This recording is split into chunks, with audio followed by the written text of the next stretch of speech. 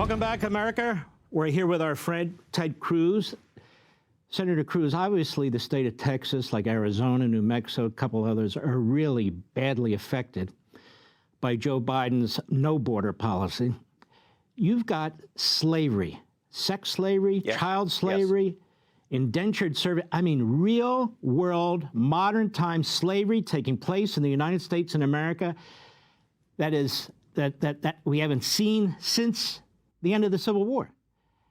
And we have a president of the United States who goes to a Potemkin village visit, and that's it. You have a vice president of the United States who's in charge of it. She could give a damn. What do you make of this? Because it's obviously intentional. Mark, you're absolutely right. It is a catastrophe on every level. It is a humanitarian disaster. It is a public health disaster. It is a public safety disaster. It's a national security disaster. And you're also right that this is deliberate. This is not caused by the fact that Joe Biden is incompetent, that Alejandro Mayorkas is negligent.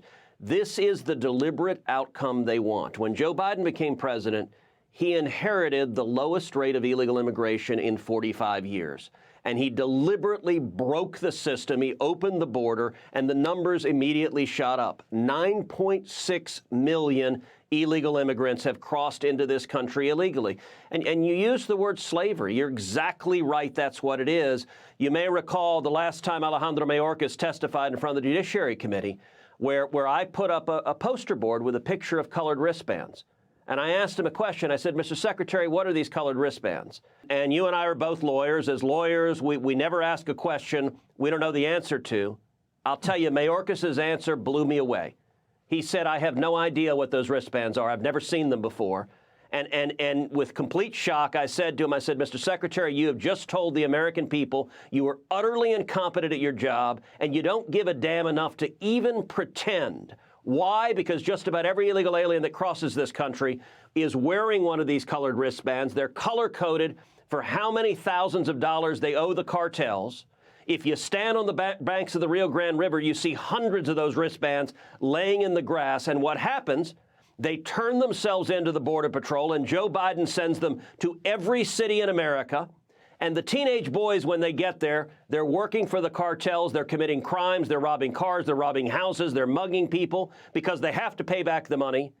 And even worse, Mark, the teenage girls, thousands upon thousands of them get trapped in sex slavery where they have to pay off the cartels, and they can be trapped for years in forced prostitution. These colored wristbands are quite literally modern-day leg irons. And Joe Biden and Kamala Harris and the Washington Democrats, they do not care, and they want this to continue. It is so abhorrent to me what the Democrat Party was and is. And they like to lecture us about civil rights, and they like to lecture us about we conservatives need to be more moderate, and they go on and on and on about this stuff, and yet they continually create these disasters. And this going on the southern border, inhumanity on both sides of the border. In the United States, fentanyl, my buddy Rick Harrison's son just passed away, Adam, from an overdose of fentanyl. It's happening all over the country. You even have Democrat mayors complaining about what's going on, but they attack Greg Abbott. They don't attack, of course, Joe Biden. But my question to you is this. You came out with other constitutional conservative senators. You and they are very angry about the Republican leadership in the Senate. You're very angry about the deal that they're trying to cut with Schumer. They've cut out the Speaker of the House and the Republican leaders in the House. What the hell is going on with them? Look, this is a lousy deal. It's a deal that was negotiated with Chuck Schumer, and it's designed not to secure the border. In my view, we ought to use the leverage we have to try to force this administration to follow the law. But Schumer and the Democrats don't want to do it. And unfortunately, Republican leadership, they're like Charlie Brown with Lucy and the football, although this time it's Lucy Schumer. And every time they run to kick it, and Lucy Schumer pulls the ball away. And Republican leadership never seems to learn. You look at this bill. We actually don't know what's in the bill because they won't show us statutory text, which tells you how bad it is. But we do know the bullet points they put out. On the bullet points, they essentially normalize 5,000 illegal immigrants a day. 5,000 a day, that works out to over 1.8 million illegal immigrants a year. That is ridiculous. And yet that's where Republican leadership is. I think we should use our leverage to say, fix the problem now. I'm constantly perplexed by the Republicans in the Senate. I'm constantly perplexed. You look at the House, we have the opposite. We have constant upheaval. Yep. And constant removal of the leadership. You look in the Senate, you haven't had a new leader in 15, 16 years. McConnell is the longest serving leader of either party. Yep. He has no ability to communicate to the American people. He doesn't care that he has no ability to communicate to the American people. He controls the levers of power within the Senate. He controls the fundraising, so he tries to pick off certain people in primaries and support other people, so he has people elected who are supportive of him. This is like the old smoke-filled back rooms of the past. This is not transparency. And Republicans and conservatives and the nation suffer as a result of this, no? Look, you're exactly right. I think it is time for Mitch McConnell to go. I helped lead the fight to try to defeat Mitch McConnell. We ended up, when I made a motion to delay leadership elections so we could debate the direction of the conference, I got 16 votes. I needed 25, so I was 9 votes short. So that's encouraging. Those are the first 16 votes that have been cast against Mitch, but he still has control on the conference.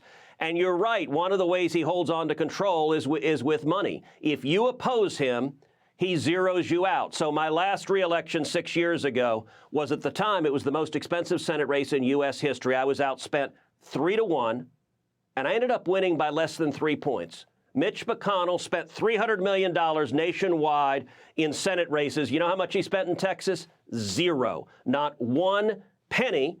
I'm right now, as you know, in a very tough reelection race in Texas. The Democrats, Chuck Schumer has made clear I'm his #1 target. The Democrats intend to spend over $100 million to defeat me in Texas. We just had a poll last week that showed it as a 1-point race, and yet we can expect Mitch again not to spend any money to defend me, which means the only way that we hold on is if the folks watching this show go to tedcruz.org right now, go online to tedcruz.org, make a contribution of $5, $10, $25, $50, $100, because my race, my support is not from the big money special interests in Washington, D.C. It is from constitutional conservatives across the country who go to tedcruz.org and who help give me the resources to withstand $100 million from these left-wing Democrats and Marxists who are trying to invade this country and destroy this country. Hey, Sean Hannity here. Hey, click here to subscribe to Fox News YouTube page and catch our hottest interviews and most compelling analysis. You will not get it anywhere else.